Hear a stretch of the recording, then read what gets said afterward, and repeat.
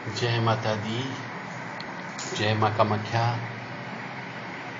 ओम श्रीमन महागणाधिपते नमः। ओम उमा महेश्वराभ्यो नमः। ओम शशि पुरंदराभ्यो नमः। ओम वाणी हिरण्यगर्भाभ्यो नमः।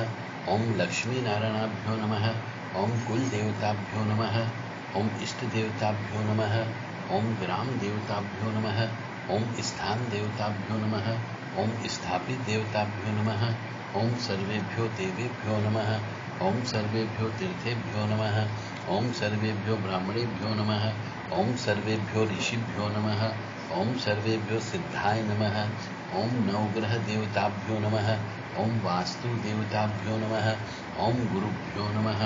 ओम मातपितृजन कमलेभ्यो नमः। ओम पितृभ्यो नमः। ओम चतुष्षष्टि योगिनी देवेभ्यो नमः। ओम षोडश मातृका देवेभ्यो नमः। ओम सप्तखत मातृका देवेभ्यो नमः।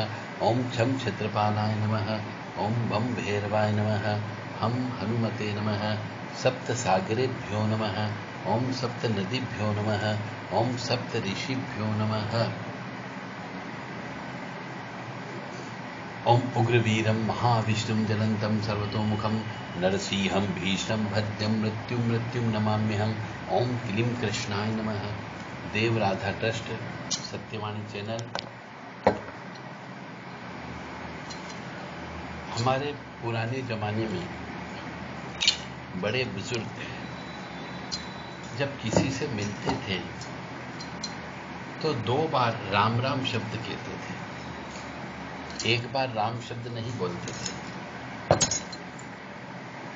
तो चाहे वो किसी भी जात का व्यक्ति उनको टकराता था तो वो भी उनसे राम राम ही कहते थे कि राम राम सा। तो राम राम क्यों कहा जाता है 2 बार, 1 बार क्यों नहीं बोलते? जैसे कुछ लोगों का एक पंथ होता है, उस पंथ के अनुसार वो अपने इष्ट देवता का 1 ही बार नाम लेते हैं, परंतु राम राम शब्द 2 बार बोला जाता था। जैसे एक पंथ है, वहां पे ओम शांति बोलते हैं, तो 1 बार ही ओम शांति बोला। इसी प्रकार साईं राम बोलते हैं कुछ लोग, तो वो भी 1 बार ही साईं राम बोलते हैं। जबकि हमारे बड़े बुजुर्ग हुआ करते थे, वो सब राम राम शब्द 2 बार बोलते थे।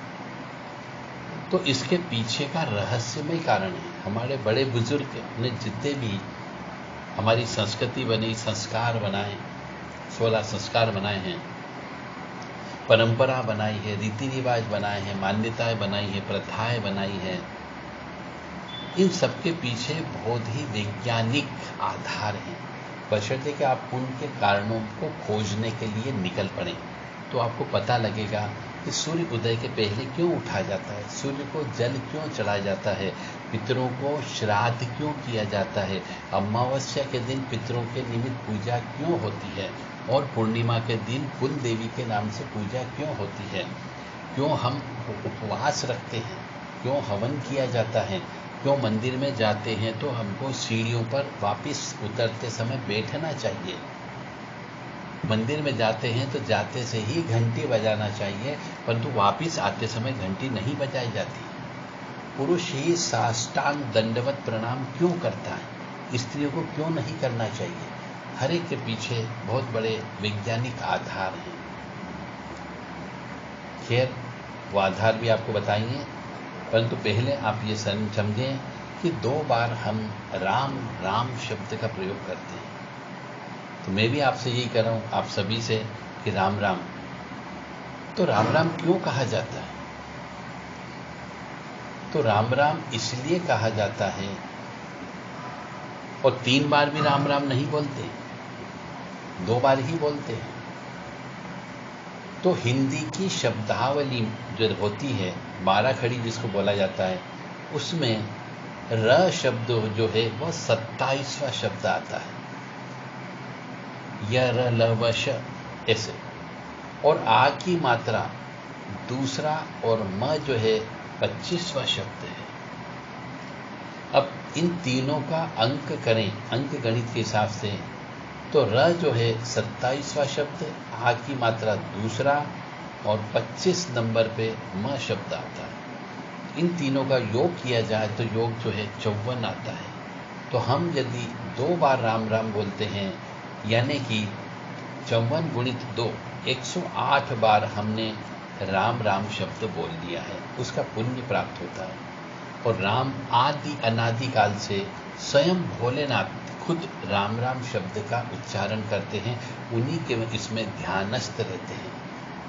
शमशान में भी जब शव को ले जाया जाता है तो उस समय पर भी राम राम सत्य है, राम का नाम सत्य है, सत्य बोलो सत्य है, ऐसा बोला जाता है। तो इसके पीछे का कारण क्या है? यानी कि राम राम शब्द जो है उस परमपिता परमात्मा का, जिसका ध्यान स्वयं भोलेनाथ भी करते हैं, वह शब्द राम है। इसलिए हमारे यहाँ पे 2 बार राम राम शब्द बोला जाता है। और कोई मनुष्य राम शब्द का यदि बारंबार उच्चारण करता हो तो उसके तो कई जन्मों के पाप कट जाते हैं। तो पापों का नाश करने के लिए भी राम राम शब्द को बोला जाता है। इस प्रकार 2 बार राम राम का कुल योग 108 होता है।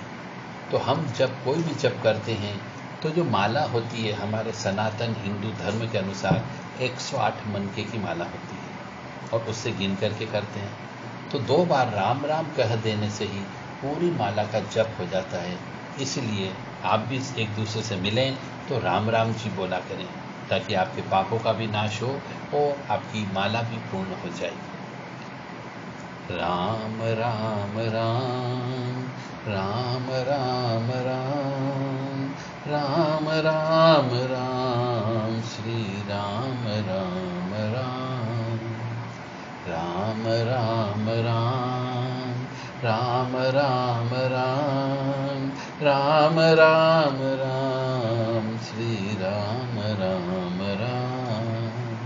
पाप कट दुख मीट लेत राम नाम, पाप कट दुख मीट लेत राम नाम।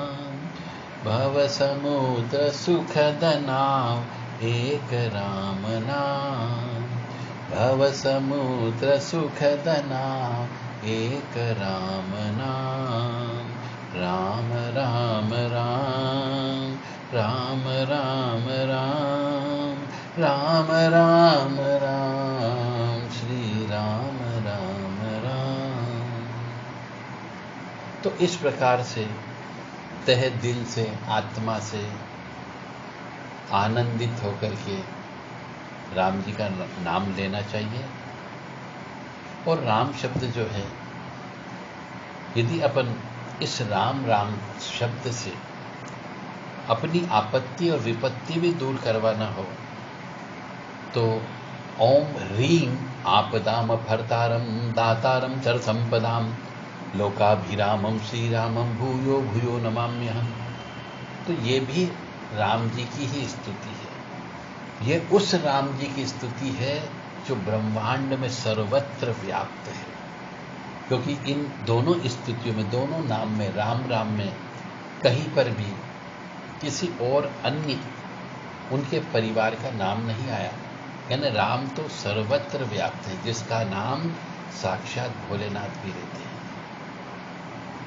तो ओम ह्रीं आपदाम भर्तारम दातारम धर संपदाम लोकाभिरामम श्री रामम भूयो भूयो नमाम्यहम्। ओम ह्रीं आपदाम भर्तारम दातारम धर संपदाम लोकाभिरामम श्री रामम भूयो भूयो नमाम्यहम्। यानी मनुष्य को यदि कोई विपत्ति आ जाए, भयंकर विपत्ति आ जाए, तो फिर उस मनुष्य को यह मंत्र बारंबार यानी कि कम से कम रोजाना 5000 मंत्र जप करके 500 आहुति किसी मंत्र से देना चाहिए, तो उसकी विपत्ति दूर हो सकती है। एक बार आप प्रैक्टिकल करके देख लीजिएगा, निश्चित तौर से आपकी विपत्ति दूर हो जाएगी। परंतु दिल से करिए, आत्मा से करिए, समर्पण भाव से करिए, शुद्ध स्वच्छ पवित्र होकर के, मन में मलिनता या मेल लेकर के नहीं करना है, उग्र रूप से भी नहीं करना है। क्योंकि राम जी तो राम है, जिसका नाम लेने से मुक्ति मिलती है। जय माता दी, जय माँ कामाख्या, माँ भगवती जगत जननी आदिशक्ति भवानी आपको सुखी रखे, स्वस्थ रखे, प्रसन्न रखे। इसीलिए हमारे हिंदू सनातन धर्म में नवरात्रि की पूजन अर्चन करने के बाद में देवी जी का विसर्जन होने के बाद रामनवमी का त्योहार मनाया जाता है। ये इसीलिए मनाते हैं। जय माँ।